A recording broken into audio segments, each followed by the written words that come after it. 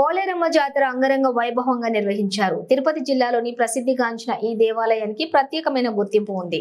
1919 వెంకటగిరి ప్రాంత ప్రజలను రాజులు పరిపాలించేవారు. ఆ కాలంలో అక్కడున్న ప్రజలకు కలరా, మసూచి లాంటి వ్యాధి సోకి చాలా మంది ప్రజలు చనిపోవడం జరిగింది. ప్రజలందరూ బాగుండాలనే ఉద్దేశంతో అలనాటి రాజులు ప్రతి సంవత్సరం గ్రామ దేవత పోలేరమ్మకు జాతర చేయటం నిర్వహిస్తూ ఉన్నారు.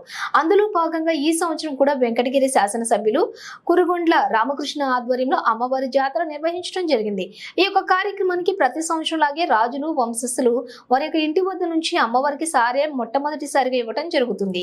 ఈ జాతరకు వచ్చేసే భక్తులకు దృష్టిలో ఉంచుకొని 4-5 జిల్లాల నుంచి ప్రత్యేక బస్సులు నడపడం జరుగుతుంది. ఈ కార్యక్రమానికి ముఖ్య అతిథులుగా వెంకటగిరి శాసనసభ్యులు ఊరుగొండ్ల రామకృష్ణ, కూటమి నాయకులు, వెంకటగిరి ప్రజలు, పలు జిల్లాల నుంచి భారీ స్థాయిలో భక్తులు పాల్గొనడం జరిగింది. మీరు ఎన్ని సంవత్సరాలుగా ఇక్కడ ఉన్నారు? ఈ యొక్క అమ్మవారి విశిష్టత గురించి మీ మాటలో వివరిస్తారు.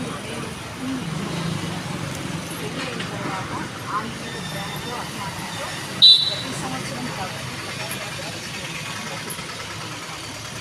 అంటే మేము కాకుండా అనేక మందితో అంటే మా బంధువులు అమ్మవారి సంతోషంగా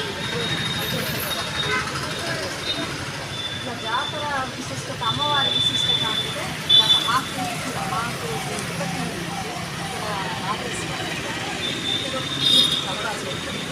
సో ఆ కలరాన్ని పొదుపుకునేదానికి జాతర జరిపిస్తున్నాం. నగాలు వేసి కొన్ని 4 నెలల పొద్దు వేసి జాతర జరగడం వల్ల ఈ కలరా తగ్గుతుంది అనే నమ్మకం ఆయన కళలో వచ్చి తిరుగుతుంది రాజేసి మాకు చెప్పారు. ఆయన కళలో చెప్పినట్టు చెప్పారు. సో ఆయన అప్పటి నుంచి ఆనవాయితీగా ప్రతి సంవత్సరము అమ్మవారి జాతర అలాగే మన రాష్ట్రం నుంచి రాదు, వివిధ రాష్ట్రాల నుంచి, విదేశాల్లో ఇక్కడికి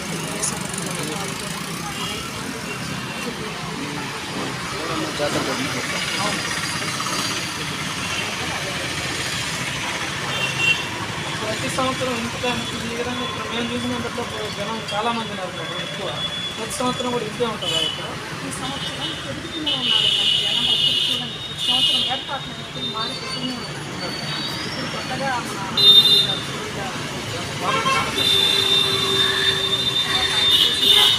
చాలా బాగుంది. అంటే చాలా సాక్షితో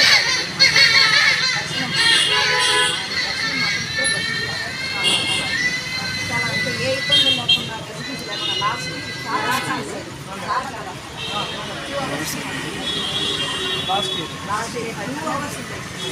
ఇప్పుడు అలా ఏ కంటిన్యూగా అట్లా నడుచుకుంటారు. అంటే ఎమ్మెల్యే శాసనసభ్యుల ద్వారా మంచి ఏ ఒక్క ప్రజలు కూడా ఇబ్బంది పడకుండా మామూలుగా నైట్ మా కళ్ళు కట్టినప్పుడు ఒక అక్కడ కూడా నీట్గా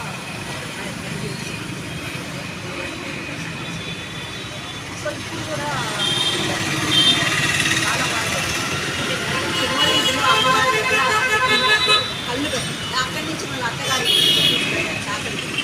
అప్పుడు నీట్గా చాలా గొడవ జరిగింది. మేము అసలు ఆడిపోయేదానికి భయపడేవాళ్ళం. ఇండియన్ బాగా నీట్గా ఒక్కొక్కరిని ఒక సింగల్గా అలాగే బాగా చూసుకొని మళ్ళీ వచ్చి ఎమ్మెల్యే గారు బాగా అన్ని దగ్గర నుండి అంటే మనకు తెలుస్తాను ప్రజల గుండెల్లో తెలుస్తాను అంతకుముందు బాగా తెలుస్తాను. అంటే లాస్ట్ ఇయర్కి ఈ ఇయర్కి వేరియేషన్ తెలుస్తుంది. కొత్తగా పార్టీ బంగారు పాదుకలు వచ్చినాయి. ఫైర్ షో అని 30 లక్షలు పెట్టి ఫైర్ షో అని అది మేము చూడలేకపోయినాం. పోయేసరికి అయితే చాలా బాగా జరిపించారు.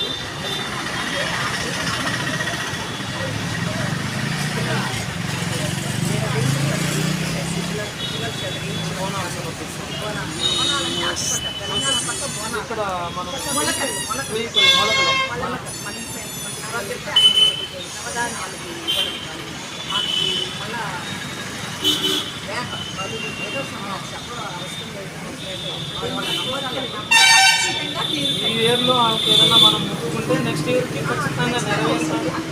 అలా ఖచ్చితంగా మాకు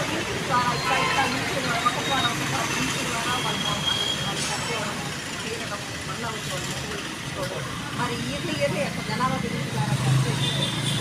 thank you so much madam. మా టీవీ ఫోర్స్ సమయాన్ని కేటాయించినందుకు థ్యాంక్ యూ సో మచ్.